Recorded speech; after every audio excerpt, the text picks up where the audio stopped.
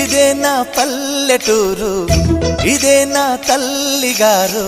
మా ఊరి పాడి పంట రాములోరి దీవెనంట.